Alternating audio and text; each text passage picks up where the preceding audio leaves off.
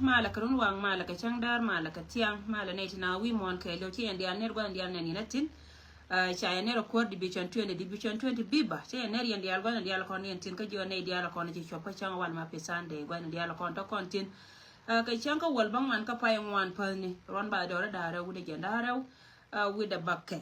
so babarar ka gwada donki da mataka larti very important message to go raba kam kon ner community ne ndial kon ti ben gwa ma le me yen ndial go kwa chi aka pes kwa ka chia ka past take information ati we ka ne kon wani dia kon take tin take information me we ka ka demandan ni James Gadias take information me we ka James Gadias ka unkur cha ka be kuma espele ayo warun so take information me we ka jaka pela long ko woje na tamatela we me balung na ka jeng yene go me take kor la ga ka cha bagede so ko netin ko nan tiaga manara meta ka number ka General James Gadias e go message ma we ka je antama tara ito dane ci netin ko nan chal ka kuma SPLA aji meta pin damandan kel Michal ka manyot raido aran ka division 4 ka Unity State te 9 pickup chaka chon kana da tamata ito dana ka we na lago ken chika kairar woka ka wun kuren cha ka borun e kuma SPLA yu cha laro wajen poinde cha 9 pickup tiki tiang ke deini cha ka lo nyama nyot tiki gie na tamra ito dana ka jel bika shobala baka ka naitin konan chalke igi doaran sie ko unkur ala wo ken ba unkur ba wanya ko luja wo ken sie bika wata ka kor ko mese yeme ko la waka general and wajen bika tejena wana na tegatin mete karama tega telephone tika daire cool ke general hier te ka ni duobe de message ma chop ka jama tama ka pes lara jake ko ken yo ba ka biga te ka kor hier 9 pickup ci ga gen ka dor Michal ke Unity State wurin nan chal ka ma nyaden pay geru pul jang mi te ka division 4 ala dungen kan kuma aji ci 9 pickup ci ka lo nyanta ma rai to dana ka jal ka wena so information na mejen information no ngara ran gore wajen bine kon bika te ka linkin ka men ci ro lat ma worun ka won kur che kuma South Sudan den che break all right ne diana konen chal ka ji kuma South Sudan che ka break gor ka je kan go bika yinwo puje ba won kur ba nyoko lo jawa kan so rai me akel mo gwa ka kon da konen chal ka division 20 en wo bana ne kon bana ka lalar bana diala kon te ka tin bika te jena ana ta lo mi dire lon kan barar na ka gwa worun ka ci ne kon dial ci ka bara bata lo da nyoko lar ka ba kan ne kon ta pin gwa martin kapke da mana na Gadias General Gadias la da tel konner community ga men ci alat ka ron kelu mete yen ko kuira ka kane to an ngane ba wo milat ke kan ba wo jen point ci tan charo de rit mi ci tan charo de rit buno wo jen an ran mu gorje wo jen point de be ji shuma ba ka bom te ke rit me chalar ye ka wa de da ne to kon kor me ci kor rom re loka me ko re loka ko je ti jo bon chuma la te na ka jen baro la re bible wala te na ka jen baro ko je ron ka jen baro muno go mi charo da waje chara nyoketis lare damanda na Gadias kana 19 konan cha wun kur cha kamra te da gwanta yo yendi al biba so chilo da te da lon konan konan nan kamel la diena wa da mo da bay still en kori cha je kan worun ko wo la da lat kan je e muktab dana la muktab ayo chika ne to boy ga je chede ka joy gaay ke ko won wa da mo wa ken mi lat mi cheke boda ajen gwana cha ala ka ken men tane ideal to man naken daga tin tere me fayda lat ka ko be an kari zal ko ne bentin ka gwada be go kuma jinu ba Sudan shi gore ba ga jinu ba Sudan ba ka tuka bindo la bi chene binai to wana kan bika wiye la wo bi wane general to kon tet ku ye mo kan no den jongale gwani diala kon general to kon tet wejen ba bay ka kelon mulo wejen yo ne tin kon ta kel ke general Gadias yo yendi al biba kita lo ay da shabal na mo woro na la wo chero da lon ka barar na mo jenande go dundo wadu ja dubja wena ngai je ba wejen che ya ba wanyan biya te jenna ka jen me sheka wona ka gorne je go e message me achu ka pel ku asia ka pes yene diala kon ta gui gwa me la wo yen ka yene ko la yen message nan mala joga ye ku adwar ku asia o shi wote ka mijje ka tin tela me ajen lada na mo lada o jen me shaka no ngane de kon chal ka ji jani ging baka be no yere jam baka ba ere jam badien biya ka chuo ko che ba lo baka chia be ko chuo ne dan wol lada mo la dunya ne diala kon ta gui ka to kor amel kon me kor lada jena ma me dong dene message me we ka gatin kon chal ka ji akobo e message me we ta ka appreciate chona balat ke ja baden me balar kwar la kwar kur na gar yel gar go ya kwa jirondim bata lo ida balar je kay jo kate ke mesin me gora balar neku en go jen chalar go ka jel ti anytime ko ngi yene lakin te ka jo me cha kul no ane ko ne chal ke je jani gengi awayen goro je wo biaron mo ka martni ti la kom kan wum jel ka kamaj me te ka long me chi ka me cha ko nde wadwa yeken ka pajut uno wo jen poinde wa enran me te la ji mas brodo ret bi me ko me bi mo ka piu be yan ngodu yena wakun yena ka bi ente rap sorry yena wakun yena ka bi ente rap ko wo gwa bi ka benti no ma je mama wa wo yoriye alan wonde kwirana te ka mai ke ma kon me je me cha no ken cha roye mo cha lar ne tin konen chal ge ji jani ging ni en go ba lar ji akobo en go yen tay jena ko jen anran rodo goro be yen gumde biya wore kor mo go en go bi ka tiamtino mo ko waben puje lar ka mo ken e ken chemen che karamna ne to kono ro ji jani ging ni ken chi ka tiak muno go chi ka la ready kan te di alte pante kon te gat ne gujane te ko kor ka te ne menene chana ka bela let ka ti gor ke wajen baro maskula nan kan nyam ko ba na kula mama ken lakin tele me shala mam ngai je go wone ne an ran te stand by dundo information ma cha barar kan ne tin kono te ko loj dino wa Sudan en go balar ji akobo wo go rodun bieni bente to biya ka yan ngodun mu biya ka yan ngodun jen poinde biran ka luonyi mu ko wa luony bugum de be yen ka ke ko wo mo ma ja mo ma wa ka bi ma wo je me bi mi wet chi tole che bo wore du jen ngwende wala kwiraran e ke ma kon me je ma cha no nga ken ka kwile dun e ke ma kon me je ma cha no ken ka kwile dun wa shi ma mi la doi ka ne je le ya ma je la kap ka le mi chi le chi ka wana long ala wo gor ka ne wo ken pan ke ni ba ga kula rol chi bi ga kula bi ne tin konen tin kap ka ke ba ga kula dor la lal ka je no muno go jen ma je mo ajen na chare la ka ken ka jen wa bi ben ka ke la wo jen chile la bom dien la re je ko ba mi che ke wono ta lo ire me dine jen long la re je general bol shol ya kwa rondim gar yel te ke ri dang raw to go de chi la de long ri da raw to ya ma pen chiang ka tel loy ka jen la lar ka ba kel me la lar ka medan cha wo gad bor char ala lo nuer te ka kel me gal ke ken re nuari ken chi ga jil ya ka ken chi ka ran lakin me chi duor lo wacha ka gai nei tin konen chal ke lo ti cha dab kel ka lo la ngai ke je wona me lo cha ka gai me chi lo ne ral ke chi duor ka gai ka me chi lo nen bit ke ate te ka me la ke ken ka bit ke na mo jen la gor ne tik tik de gwa ka jen me chi rezol ke wa bara gwa men chi ora la rai do aran wine ne dia to wana ken kon la nye lo ka barwai ko wona community ta de te kel ka kon ka ta ne te kel kon chi nyer lo ka dia cha chi ka feel shop jen ne dia la kono ci ler ka bum ken ti gor ka jade lo pel ne rei dan kono ne kono chal ka ju ku chu te ne ti wakat ti gor ka je wode ka pel ka me latte ko wote yen ku chu ka te yen kel ka community dun lar je go cha ba nor kamra re ka mi je sia bara today ka sia lan mo gale ka sia mor kun dia dan ci nor community lo de tel riede na ne ci kula la dung dar me chal ka ko ba west dung dar me chal ka ko ba west nga da ne ci an ko ga riede nan me chelar en go ga ko ba wel da ka je ke du wur mi chal ke bul chol ya kwaj ngan chol de chwete yida nan ci lar cha lar kan akeni ne bara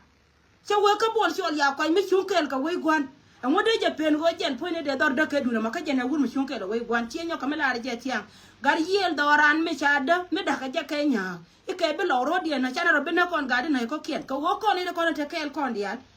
ngai kon me la ro da go kuma na ma go kuma luanga ana ramete kel ka je chiera mala mal wije mishe we be ke la we jen ponde o were ne ne ke ajen ta de me na me chana ne ka ankor ya gai ko chika gad chen ko ka chika gad chenya antina ka kon ka da ka doran ka chika gad chenyon ka kon korodan kon chenya dinoi ka chika gad uror county ka dio kia ka ngwan ka chika gad nyerol county antina ka doran ka jurten kon jel kele ka mana ga nwara kon ta kele ke an chia dore wode we da ka shodo ko jin gut mi cha dora na ko ba we cha wan ka shodo I'm so proud chi lo de te je de la wo ngam nya wuni ka ngam ni man wuni che nga da na chi na yen ka nyan ngi me cha kon din me cha ter gwa de da na yu yere jo tin me chi o te piu me chi awe wana we care na wo gwa me te ka piu me cha ga lo dien yut ka dama e ba kula la cha lo joy chine dia to wana kentin kono ku ka me we chi ka bara to celebration la da ken linga do chi lo ko te ko cha lo joy to ja ling ka tan ne to right ba ka social media chu ka bara to la ken chi lo ko te ba ko we cha lo joy me la nga na ken ken dia ala wo bom dun nga tan dor ma da dien bo me na na chi ko da kam ne te kono chal ka ji to duel mon lwan nga ne tin kono la jinyiri ti chal cha no ma le ka ken chu ram ke la red me chi ka wona ka platform de me cha linga jo mo ko nga ye me le rode me chi awo wi kier wo yen gwa me te ka piu to ya lar na cha na jo kan gwa ri joy cha na jo kan gan mar joy ri da ma jana la ra ma to de la jo na kan ka joy mani me ta na te ka bida la jo na kan joy chelia ngan ma ba ko la ri jene ne gar yi da ran cha ba ndore wur janga cha kon piu jol me te yo an cha kon piu kur wai mi bi cho kon ya tie de ri ti bombo ma ti tin kon lat ke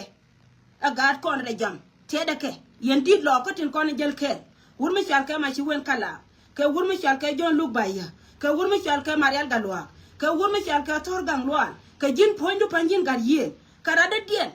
me che ke je me wotong li ka ken yen kwai lo ko to kon chia lo kamra re ke me jia ka yen ne ti ka yen dit lo ko ba mo no ko yen kume ka yen dit lo ko la to kon la ke gad kon to kon roi de jam che ke men chi wur nan che wa bararan chal ke taidor quiz chi loy ba men che wa barar ke ri ke to kon ngo ke je re jani tin kon che watin December te ka gad kon to ken kwa ti je kwa ka free jaken na ye je go ka ne diana kon la roi che ke la roi na te ka wuror e ka dor me chal ke kobo e ka dor me chal ke nyirol na ye je che betwa ko yen kwa gandi na ti yena te ka tie de tutin je de kontin be ka woti ti ka kana kon ba kon kule jako go mo kon je te da no woi ba kon lo jako ba ro kon lo tom te ka ti je de cha lat baba cha ti je cha kala te ngai ka jikien ko ne te to go ye ka la jang chora gad gan bal me ci dor me chal ke ko ba we sie da pan chora je go ye la gad gan bal we je la wur je me cha no ma bodal an chora gad wurur me ci dor me chal ka ko ba we sie da cha pan chora je go ye la gad wurur we je la gad dor gad wurur me jang me ci ben kel gar ko gal wa kariya me tek dor me chal ke yoy so roye me kam je yen gwara di ala kon tin mut ka loy loka dina lo ko kon bana ko le jena la law bana ko wa ko kum dina lo ko kon bana ko le jena la law bana ko wa ko kum so titi ka kana kon la re ji wa chilo de chete da long ke ri di ala kon la de ka kuy wuro mi chal ke taidor quiz chenge da ne cha barar ke ri te kon te kwen ngan nyando kana gor ro tin long chwa la ne je la chat ko ngai ta taidor mi gat ko ba dien ka gaten kon ci jal kel ga je tin charo den bar re ko be pan a me ro je gyo ko na ba lunjo de panic de we to put maybe take a bomb da dien mi cha wa je ka greda pebor but me a taidor se biet to ala re je to kon ka gadan mi ci roi lakin taidor me pala ne roi de atante ka jere mo na re loka atan jel ka jere kuma ka che ka me shubu ka je tia ka ti dia la ko na kana la gan ka wur ma to barci taidor joy wo cha la wur kwa taidor ne wo bere ko be bete ke sia me jena e dunda man e daman kana gar nya lew biliw gar daman e jera me chi kai loro la me chi kai loro che lar chu chi ji do arien dial chu ka gar nya lew biliw ko wo chu na la nori chi ram kel me de baratu de tu duelien che chien tiando mo ka bel me tel ka ke chi wun me chal ke taidor che dor lo ko be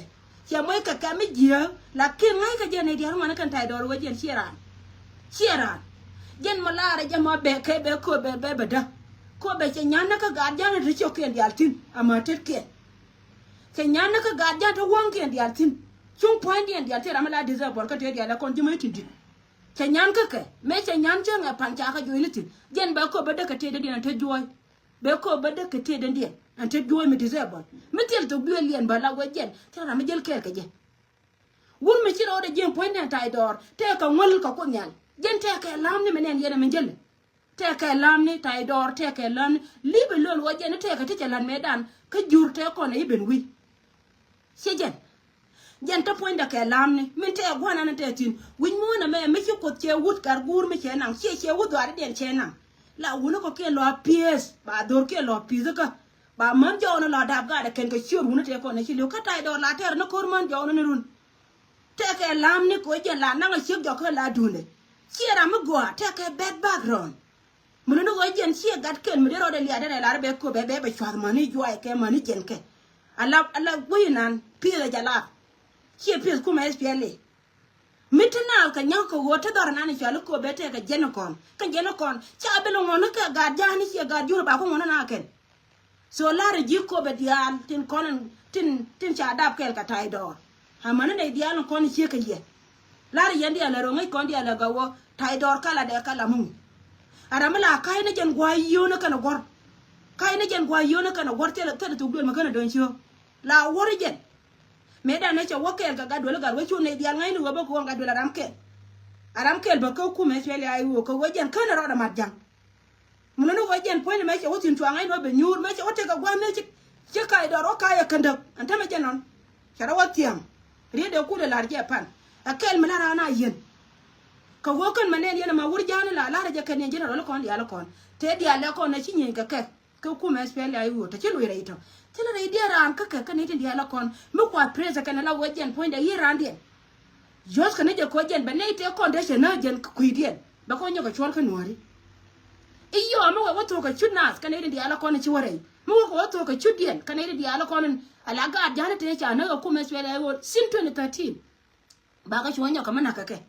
sika ne kian cha ka ma kan yela yana ne la kompele ne bara la ga je cha korte ra kan kakan tin ngai ko dia la ga kan dia la wi te la ram ken mate ka sekre ko le la wana ga jane mun wo jen michiliu jen jele re lelde tai dor jele wi ko ka de ci tai dor ci la ta ro ci kala la kin te la ram ko pani ka ko ba ko jen we ben ka ku me de me cha wa kam jongo de stilten belen so la re ye lar yen jene ro to ko ne chal ke di lo ka ga lo ka tin ko ne ci bara today te lar ka je go bi chunkel ka kon tin chunkel ka dor lar ya lar go ganga ga te ko tuti je ne diala ji nyiri tin ko na la te la ka bak tin daka na ga ken unity dan ko ne ko ne chal ke lo jaga ne dial tin ko ne chal ke je ka dan ka jimala lo ka je unity te ga din me chala da dol me chal ke dan konjo for the first time ko ba rien mo go amala re balin agar mi fani me la roy ka TikTok la de benera na me se je wo be de ler ka diala la de agar mi fani guy chana jo ko ne di ala tiri chal ke nuariti ne de kon di al kon jo we mon di ala tiri ne ko ne chal ke nuari che we ne ramana nan bo kon loy mar kon nuari di ala ti che we lo che we ko go ma te lo atire te ma la de ji che ke jo ba de to ko wo lo te la kameran ke kan karandien kan lo te la ke jelasi chika te ka ta mala kana chare te ka dien en ho ken pan ken me te ka ma go ma chira mi chi da man dien la ide kana la de la ken chika no goro wa ba ka ke bala la kana duwar ka la ta ka ke action dien la ja ne dia don wana ka la ja ka obi ko go chi lo de te an chi lo de te ka ta nan te ka ye la ken doran ja non ka ko wai me kan pilna tere ja go ri da ma yen generally doran ja non ka ko wai me kan pilna ja non ka ko wai bi chi kon yelna tiede rietin kon la ka agar kon cha ko yo amana gar kon tin tam dia la kon la right na ka tudeli ki gwa ko ku tune de ko te ka bota te loini kon cha doran ba daga wurjin gwe na ni jam mite ka misira na ne tware ja palwo la gore je gwa wo bia ka lue la lue ke so na ma je nan de gore de nyaka kam kon plus wo kon ne de kon chal ke inori loina wujan dar mi chal ke unkur ta ma chi wura ma min chal ke manyat chalo de walatin manyat de pa ina nge wur mi chal ke wur chal ngada kamen commissioner dar mi chal ke governor dar mi chal ke jongole unity state sorry ne garment twin la rana me we geri pul jang e da ne wul kon te ganga jam pul jang gulara ke ne wur mi chal ke rek bem top chi guladen chi ka la dung da wo men ngota la wote ka pointen to ka chale la ngoda ka jang shejen anta me chi manyat barar me goru jide no kon wur bolle me goru kon ala bolle chi bul dial me obo cha kaira anta me la wo che pika no dang bongwan cha ka chon wo ka nyen ka chi mani shem ramo jenaram ken mi chi kon ba parwi so ro e ma jenande gorde lar kon ka kwi ko go me la ro da gwa ba ngot kon tin kana ne to last year ne ka kwi ne di ala kon chi tin cha te dien chari ken ne di ala kon chi ane promise tene liba dun go mi shi dun shi je kunai cho kama ngoda bakani dun kani ni je ngoda still batene liba dun lara yandi ala go ngona kama bana continue kala de kone anchima gwa ke na tema shi gwa ke gwani dia la konta continue che kan dia la kone to te la kone ko ken ka ken kon jikena titi so ba dutu kono kwa chop kono gati la ka wajira muktab dan lara yandi ala yani dia la kone shi atidun shiari and wo mi chitu shiari shi la gwana la ka wach la ka tin ko chi aka receipt ko chi aka receipt kama te kama la gor ba wo bila lara ke boy record ba be jakana ida content chal ke jinas neku tin chigul la lara ke boy record biya lara wongan chala nganga ka chi lo de chate chi chumna mi guje wala ra jaw ma mo da ba po word ba kam ne kon linke battelo wo bana lo ite ka mi chi ka tani ni te kon ne chi won yamen wo ba chi kon nyoka le online lana ka pinche ka melet kon ka kui ko bana jal ko ar gan kon ti kan kon no ngara alwang ko biya ka chi ka ne kon lara gadan ka generalan min chilan mo go lat ka un kur lara jata lo ya long ka lwana ke en go ka kur mo ka kerun mi je yenta ma ka 9 pick up baro da ko gara ko mara te kel ka yene dia la ko go yene gwangu yene tin ko mara te kel ka ya ka bana de jerun bye for now.